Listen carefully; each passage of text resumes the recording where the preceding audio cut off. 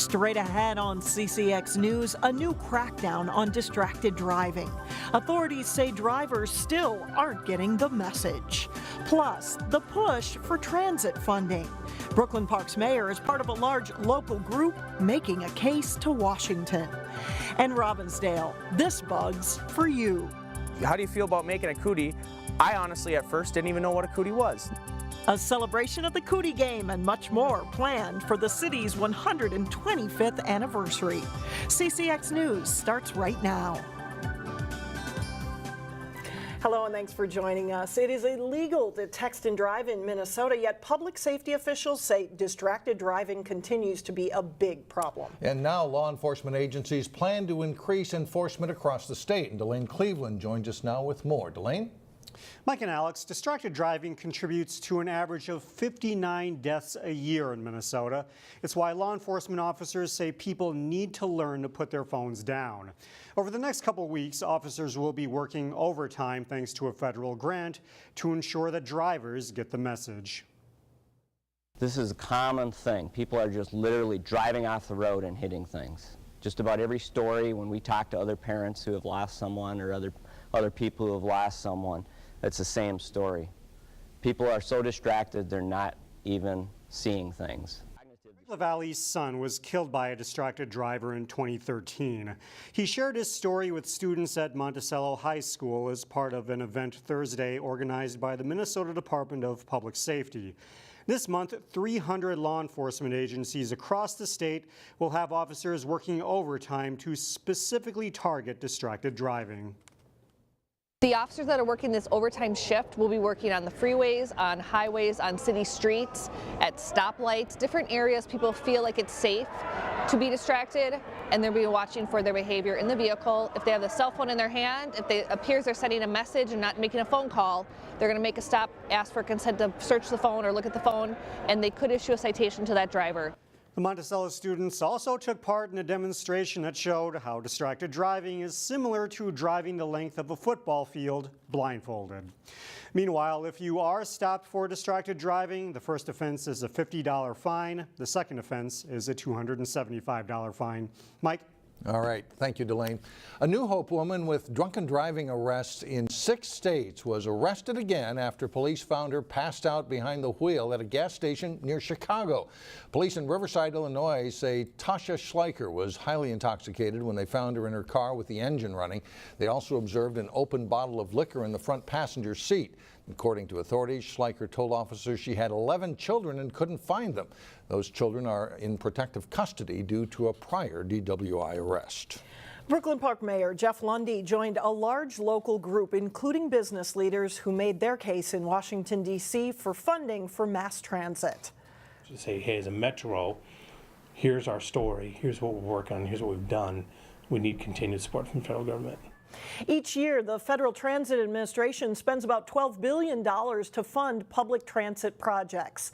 The Minnesota delegation wants to see that some of that federal money comes back to Minnesota instead of going to other states. In Brooklyn Park, global companies such as Takeda and Nilfisk have located along the 610 corridor where the light rail blue line will eventually run. Light rail plays a role in companies making decisions whether they move buildings here. That is just a fact. That people may not love, they may hate light rail. It is a fact that people from Asia and Europe are looking to invest company dollars, expect transit to look like what they have in their respective areas. And if it doesn't, they're going to look at another place. There is no word when a decision will come from the FTA. The federal government would pay for 49% of the light rail line extension. First it was 6, then it was 4, now it's down to 3. The Osseo School District's search for its next superintendent has zeroed in on 3 finalists, all from out of state. They are James Harris, a superintendent in Douglasville, Pennsylvania, Eric Pruitt, a superintendent in Houston, Texas, and Mark Schaefer, an assistant superintendent in Boulder, Colorado. Published reports list Schaefer as a candidate for a different superintendent's job in Loveland, Colorado. Final round interviews begin in the Osseo district on Tuesday. Providence Academy in Plymouth was recently named the most beautiful private high school in Minnesota by Architectural Digest. Providence Academy has a Georgian colonial style as evidenced by the huge columns and curved archways. The school's Performing Arts Center also draws a lot of attention with the custom-made glass chandelier and an eclipse-shaped LED illuminated ceiling. The upper level of the school is home to an antiquities gallery featuring items from Rome, Egypt, and Greece, and a modern art studio will remind you of New York City with its wood beam ceiling and brick wall. Providence officials say they are honored to get the recognition. We wanted to create a building for the generations and also to create the impression to families and young people that, hey, you've got a human dignity that God created you with, and architecture can reflect that in a powerful way. The school also recently upgraded its athletic facilities. Well, all this month, the city of Robbinsdale is celebrating its 125th anniversary. There's a fiddle jamboree and a best beard contest planned. But as Shannon Slatton explains, they also plan to honor a children's game that was created in Robbinsdale. Robbinsdale has been on the map 125 years. And this month, the community will celebrate. 125 years only comes every 125 years, and so Robbinsdale has a lot of history in this community, and this is a way to show off that history and as well bring the community together. What better way to celebrate your hometown So we need to go about this size for the body, this size for the head. than to tell a story that might not be that familiar? Did some drawings, did some measuring. So the city approached a local artist with a question. How do you feel about making a cootie? I honestly at first didn't even know what a cootie was. Never played the game, never understood it. My wife was like, you're gonna do what?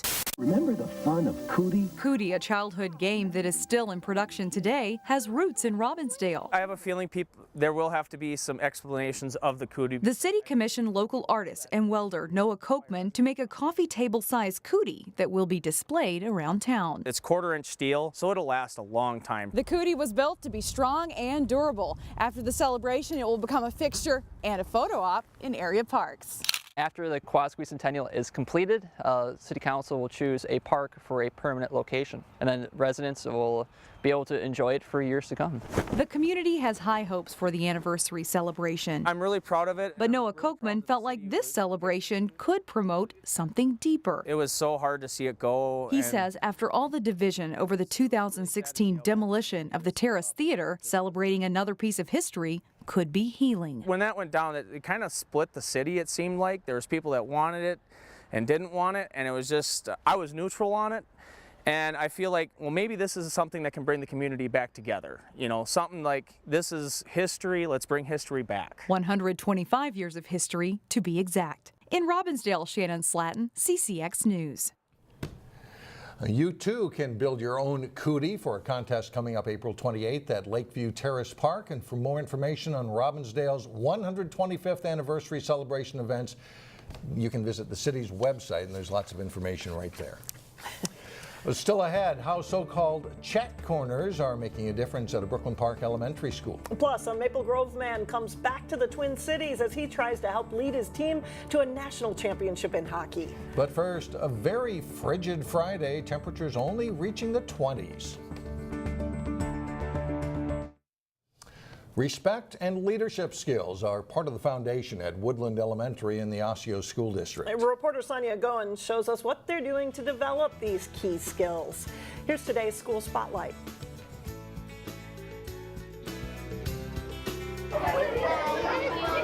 Woodland Elementary is the newest elementary school building in the Osseo School District.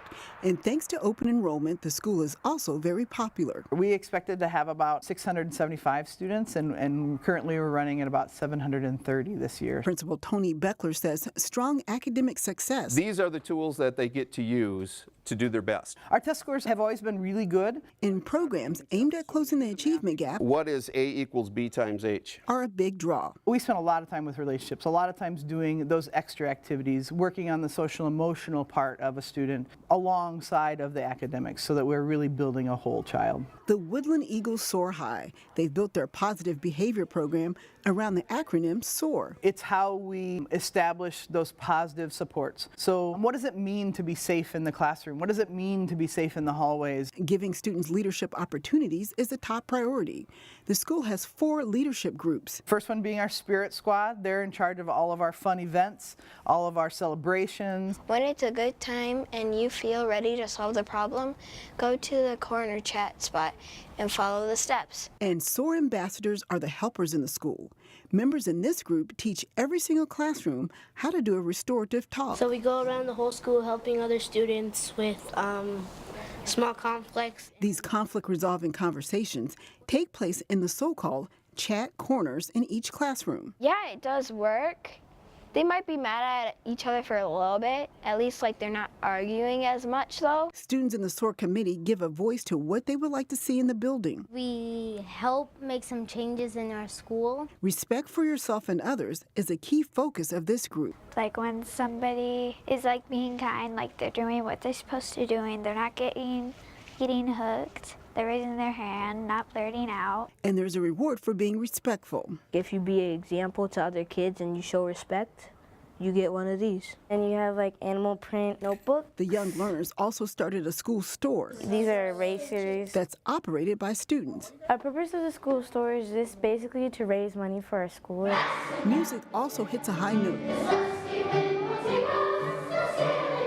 Woodland is the only elementary school in the Osseo School District that has a public performance for each grade level. It teaches kids to work together to create an art that is bigger than what they could do themselves. Each year, 3rd graders sing at a nearby senior center. They greet and they wish the seniors a good day. And so many times the people that we've sung for have tears in their eyes because they're so touched by the fact that the students came in and sang with them. It's really a beautiful experience for them. We are there for each other. We truly love and care and support each other. Creating a loving environment where everyone is respected and valued. And we're going to do whatever it takes to get our students to where they need to be. In Brooklyn Park, Sonia Goins, CCX News.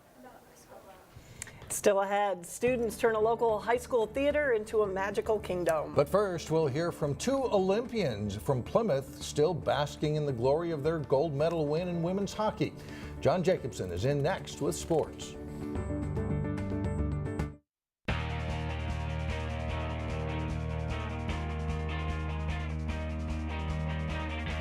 I'm John Jacobson with sports. The Frozen Four for the NCAA men's hockey tournament gets underway tonight.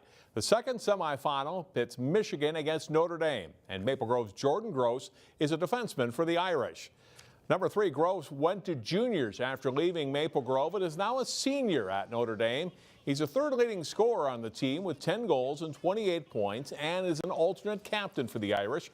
He was part of Maple Grove's state tournament team back in 2012 before playing junior hockey.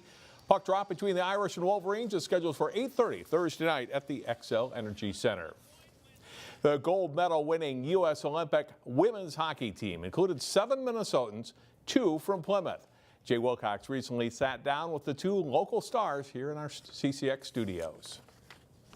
We're honored to be joined today by 2 U.S. Olympians from Plymouth and great hockey talents, Kelly Pannek and Dani Cameranesi. And well, tell us what this last couple months has been like. I mean, it's got to be one of the most amazing experiences of your life. What's it been like? Yeah, at the beginning it was a lot of traveling. We went straight from South Korea to LA, went on the Ellen show, went to a Kings game there, went back to Tampa where we've been training for the last 6 months as a team, went to a Lightning game, and then from there we went to DC, New York, got to do a lot of really cool things like on the Jimmy Fallon show. It was really fun.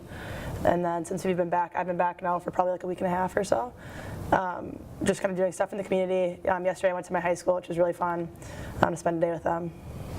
Yeah, I mean, I guess it's basically just been a whirlwind of stuff, going all over the place, getting to meet and see a lot of cool people, and I think especially for me, being back home has been the most rewarding, and bringing it back to our community and all the people who helped us and supported us, and that part has been probably most exciting, and just seeing all the love that we've gotten from everyone, it's been incredible.